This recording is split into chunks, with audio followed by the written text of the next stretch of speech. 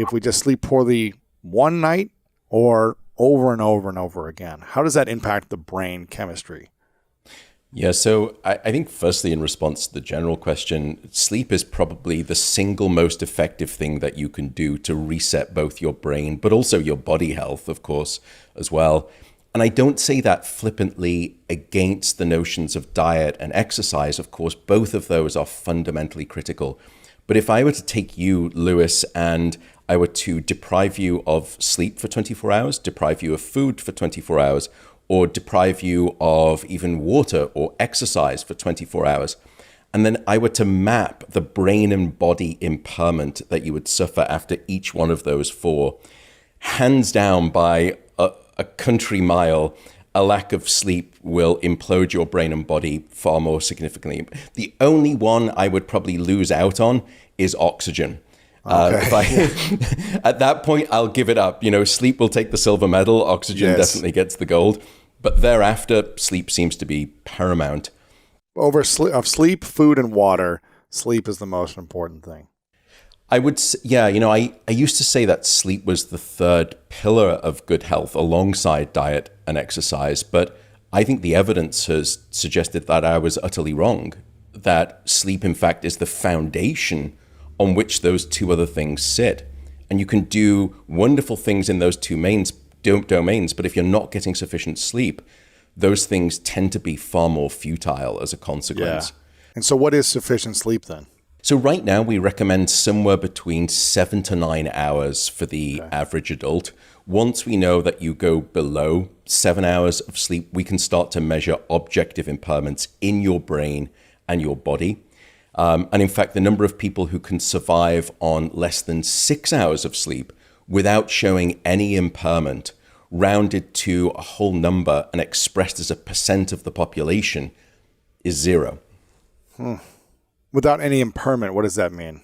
So if I can measure lots of different operations of your brain, let's say your cognition, your attention, your learning and memory, also your moods and your emotions and your anxiety, or downstairs in the body, I can measure aspects of your cardiovascular system or your blood pressure, or I could measure your immune system or your metabolic system, how it's regulating your blood sugar and your glucose. I can measure this sort of pinwheel, this kaleidoscope of health metrics on Lewis Howes. And then I can see when I keep dialing you back with less and less sleep, at what point do I see at least one of those things demonstrating a breaking point? And it's very rare for us to be able to find any individual who can go below 6 hours of sleep and not show some kind of impairment. And a great, even frightening demonstration of this, a study took a group of perfectly healthy individuals and they limited them to 6 hours of sleep a night for 1 week. And then they measured the change in their gene activity profile relative to when those same individuals were getting a full 8-hour night of sleep. And what happened? And there were two critical findings. The first was that a sizable and significant 711 genes were distorted in their activity caused by that 1 week of short sleep. And that's, in some ways, I think about this, Lewis, because it's reality. We know that almost a third of the population is trying to survive on 6 hours of sleep or less. So it's not just, total sleep deprivation, which doesn't happen very frequently. It's a common occurrence. What I found most interesting was that about half of those genes were actually increased in their activity. The other half were decreased.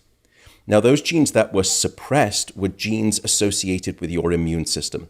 So you became immune compromised or immune deficient. Those genes that were increased in their activity, or what we call overexpressed, were genes associated with the promotion of tumors, genes that were associated with cardiovascular disease and stress, and genes that were associated with long-term chronic inflammation within the body. And I make that point just because, many people, I think, have this concern about things such as genetically modified embryos or even genetically modified food. But when we don't get sufficient sleep, we are unwittingly performing a genetic manipulation on ourselves. And if we don't let our kids get the sleep that they need, then we're inflicting a similar genetic engineering experiment on them as well. Wow. This is crazy. So what if you've been sleeping less than 6 hours a night for years? What is that saying to your genes? And is there a way to recover the gene damage and reverse and go back to a healthy genes, healthy body, healthy life? So firstly, we know that short sleep duration, so using that sweet spot, and we can speak about oversleeping or excess sleep, because I think that's an interesting part that hasn't been spoken about too much. But using that recommended CDC amount of 7 to 9 hours of sleep, there is a simple fact, firstly, across the lifespan, which is the shorter your sleep, the shorter your life. That short sleep predicts all-cause mortality. But then we can dig a little bit deeper and start to sort of ask, exactly what is going on? Why is there such mortality risk caused by insufficient sleep? And what we know is that a lack of sleep, and typically getting certainly less than 6 hours of sleep, is associated with a high risk of cardiovascular disease, high risk of diabetes, high risk of stroke, high risk of dementia. And I would love to double click on that and go into the Alzheimer's disease risk, because that now evidence is very, very strong. And then downstairs in the body, we know that there is links between a lack of sleep and certain forms of cancer. If I were to take you and limit you to, let's say, 4 or 5 hours of sleep for 1 week, your blood sugar levels would be so disrupted that your doctor would classify you as being pre-diabetic. Oh my goodness. So that's not a lifetime, that's just 1 week. And there's an even more interesting experiment that I think speaks to the subtlety of this, because there is the largest sleep study that's ever been conducted, and it happens actually to around 1.6 billion people across 70 countries twice a year, and it's called daylight savings time. Now, in the spring, when we lose just 1 hour of sleep opportunity, firstly, what we've seen is that there seems to be a 24% increase in relative heart attack risk the next day, which stuns me. And what's fascinating, in the fall, in the autumn, when we gain an hour of sleep, there's a 21% reduction in heart attacks. So it's bidirectional, and that's just 1 hour of sleep. And you see, there was some great recent data. You see a very similar profile regarding that daylight saving shift for road traffic accidents on our streets. I've heard about this. Tragically, suicide rates as well. And then even more recently, what we discovered is that during that springtime shift, when you lose an hour of sleep, the sentencing of federal judges is significantly harsher because their mood and their emotion is that much worse because of that 1 hour of lost sleep, that they dole out harsher sentences. So, we can walk, you can ask the question, what about a lifetime? We don't even have to ask about a lifetime of short sleep. We can ask about these really, 1 week of short sleep, or even one night of 1 hour of lost sleep. And I think that's how fragile our brains and our bodies are to this thing called a lack of sleep. And you could then ask, well, why are we so sensitive? Because I can go without food for 24 hours and I can go without water for 24 hours. I'm still not too bad. I'm in fairly decent shape. Mm-hmm. Why is sleep the exception to that rule? And the answer seems to be this. Human beings are the only species that will deliberately deprive themselves of sleep for no apparent good reason. Why is that? And it was such a unique thing. And what that means is that Mother Nature, through the course of evolution, because no other species does this without real need for survival, and I can speak about some of the exceptions, but human beings are strange like this. In other words, Mother Nature hasn't had to face the challenge of coming up with a solution called sleep deprivation, because she's never faced it in the course of evolution. And so there is no safety net in place here. And that's why we think human beings implode so quickly and thoroughly, mentally, cognitively, and physically, caused by insufficient sleep. And why do you think, why are the majority of people bad at getting good sleep? Is it we're distracted? Is it we think we need to be doing more? Is it we're stressed and worried about the past and the future? Is it, what we just want to work harder? What is the main cause of why we get poor sleep? It's such a fundamental question. And in some ways, it's all of the above plus. So I think the first, and I've thought about this a great deal, Why are we suffering this global sleep loss epidemic that we're under right now? I think the first thing is that, unfortunately, sleep has an image problem. That, the PR agent for sleep should be fired, because we associate sufficient sleep with this concept of being lazy, of being slothful. And that's a terrible disservice to this thing called sleep. And it is very different to things like diet and exercise. I think a lot of people like to virtue signal with, what they eat. And they certainly are very proud to tell you, I work out 5 times a week. I'm in the gym at this time of morning. And, all of which I think are great and to be applauded and supported. But we have the very opposite. We have this almost, we don't. Some niches of society have this sleep machismo attitude. This kind of you can sleep when you're dead mentality, which, by the way, based on the evidence, is mortally unwise. Yeah, it will lead to both a shorter life and a life that is significantly less healthy.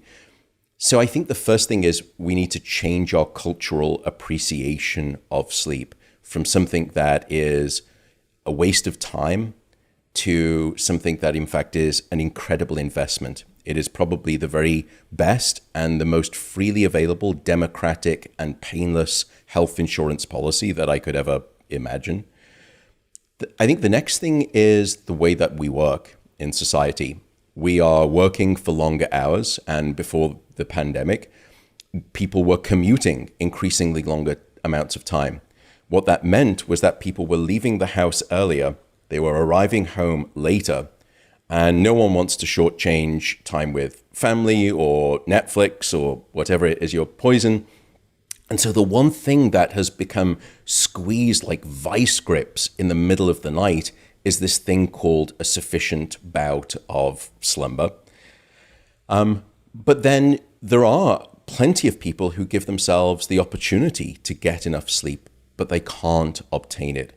And that is where things such as insomnia or sleep disorders, things like snoring, come into play. And you touch up, and I know that you've spoken, and I'm so grateful for what you've done regarding discussions of mental health. We know that one of the principal roadblocks to getting this thing called a good night of sleep is anxiety. Stress, worry, anxiety, regret, all those things. Yep. Resentment, and holding on to all that stuff. That is toxic to sleep. You're absolutely right. And in fact, anxiety and physiological stress is our principal model for the explanation of insomnia right now. It's not the only cause, but it seems to be one of the principal causes. And in modern society, it's become so easy, and I'm not finger wagging. I'm just as guilty. We are constantly on reception, but rarely do we do reflection. And unfortunately, the time when most of us do reflection is when we turn off the light and our head hits the pillow. And that's the last time. That's the worst time. Oh, because I don't know about you, Lewis, but, at night in the dark, thoughts are not the same thing. Concerns become twice as big, or you 10x the size of concerns. I start to worry, I ruminate, I catastrophize. Yet in the light of day, those things seem very different. And so we can speak about sleep tips perhaps later on, but certainly getting right with your emotions and your anxiety is key to good sleep. And that's one of the things that prevents sleep. I also think that there's an issue at the public health level. We've had in many first world nations wonderful government mandates regarding health, regarding drink driving, regarding safe sex, regarding drugs and alcohol, and even food, and even inactivity and sitting. And when was the last time you heard of a first world nation provide a public health message and memorandum regarding sleep? Never. Yeah. And I don't remember one either. Mm-hmm. So from every level at a public health global, government level down to a workplace level, we laud the airport warrior who's flown through 4 different time zones in the past 3 days. They were on email at 2 and then they're back in the office at 6. We celebrated those people. We did, And the funny thing, by the way, is that after about 20 hours of being awake straight, you are as cognitively impaired as you would be if you were legally drunk. Now, I would never, as a CEO say, I have got this fantastic team of people, they're drunk all of the time. But we do say, I've got this fantastic group of people, they just are at it all hours. They are dedicated. They're always working. They spend minimal time sleeping. They're just all out. They love this project. But we've got this strange mentality. And then I think it comes down to, even within schools, we've got this incessant model of early school start times. And super early, isn't it? It's We got incredible. to be there, 6:30 or 7 or something, right? 6:37, 7:30, and that data is actually very powerful. What we found is that when we delay school start times, first, academic grades increase. Wow. Truancy rates decrease. Psychological and psychiatric issues decrease. But then what we also discovered is that the life expectancy of students increased. And you may be thinking, well, hang on a sec, how do you measure that? And the leading cause of death in teenagers 16 to 18 is actually not suicide. That's second. It's road traffic accidents.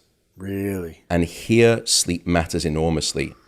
And I'll give you one example. It was in Teton County in Wyoming.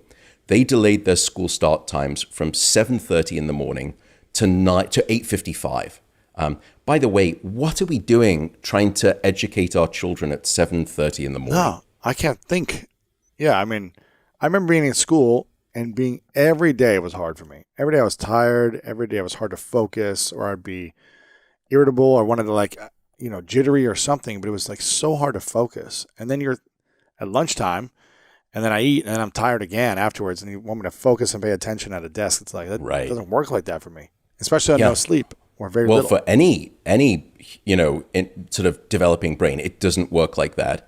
And for some people, to make a 7:30 a.m. start time, school buses will begin leaving at 6 o'clock or 5:30 in the morning. That means that some kids are having to wake up at 5:15. This is lunacy. And what we've understood from the academic grades, and I'll come back to the car accidents in a second, when sleep is abundant, minds flourish. And when it's not, they don't. And what we've discovered with the road traffic accident in Teton County, when they made that shift, the only thing more remarkable than the extra 1 hour of sleep that those kids reported getting was the reduction in car crashes. The following year, there was a 70% drop in vehicle accidents. Wow. And to put that in context, the advent of ABS technology, anti-lock brake systems, that dropped accident rates by 20 to 25%, and it was deemed a revolution. Here is the simple fact of getting enough sleep that will drop accident rates by 70%. So, I need to get off my soapbox, but what I would say is this. I think if our goal as educators is to educate and not risk lives in the process, then we are failing our children in the most spectacular manner with this incessant model of early school start times. Is anyone listening to this that you've been speaking about this to, and they're actually adopting this new model, whether it be work time or school time or just, integrating this? Do you know systems that are integrating this? There have been some, and I think I've tried to do this in the education domain. I've tried to do this within medicine because the way that we train residents is almost inhumane. Actually, it's not almost, it absolutely is inhumane. And the statistics there are stunning as well. And then I've tried to do it in the workplace too, because I do a lot of speaking events at sort of Fortune 500 companies. And at first, I think I took the wrong approach where I was really speaking a little bit more about sort of the compassionate approach, why it's good and kind for people to gift them more sleep. Because I see sleep as a biological necessity. And if it's a biological necessity, then I think it's a civil necessity. And if it's a civil necessity, sleep is a civil right. But what I would say is that that wasn't particularly well received. You know, I'd go into business companies and say, your employees, you know, they're desperate for more sleep. They will be happier and healthier. Or I would speak about medicine, and I would speak about, you know, what it was doing to the patients and the harm. And it would fall on deaf ears. What I then realized is that if you're going to change large organizations, you have to speak in their currency, which is money. Yeah, you need to. And then I would describe the medical malpractice lawsuits that would come and the cost savings within medicine, firstly. And then administration started to change their tune. Because before that, you know, there was almost this old boys network in medicine where we went through residency and it's almost a hazing. And despite armed with incredible data to the contrary, I think the mentality 10 years ago when I started trying to do that was, my mind's made up, don't confuse me with the evidence. Crazy. Why? It's because they went through that themselves, and so they want to pay it back or something. I think so. I think there was some of that. I went through hell, so everyone else has to go through hell. Yeah. Right. It's a rite of passage. You know, if you are tough enough, you'll make it through. It's kind of like boot camp, which I don't think we need to do anymore. And then within business, you could describe, you know, the Rand Corporation did an independent survey a couple of years ago, and what they found was that insufficient sleep will cost most nations about 2% of their GDP, of their gross domestic product. Wow. So here in the US, that number was $411 billion of lost productivity due to insufficient sleep. In Japan, it was $130 billion. My home country, the UK, it was over $50 billion. So if I could solve the sleep loss crisis within the workplace, I could almost double the budget for education in the US, or I could halve the healthcare deficit. So when you speak about money, then people start to listen. So that's how I've tried to communicate. But and I don't think I'm a particularly good communicator, and I've been sometimes bull in a china shop, as I probably have been for the first however long we've been talking. But it's just because I'm so, you know, I'm just desperately passionate about this thing called sleep. And some years ago, before I started I wrote a book, and then I've been doing podcasts. Sleep was the neglected stepsister in the health conversation of today. It was a second citizen. And I was so sad to see the disease, the sickness, the harm, the lack of productivity, the impact on education that a lack of sleep was having. And I think I just came out probably a little too strong. You know, it was sort of sleep or Sure. else ... Yeah. But using that recommended CDC amount of 7 to 9 hours of sleep, there is a simple fact, firstly, across the lifespan, which is the shorter your sleep, the shorter your life. That short sleep predicts all-cause mortality.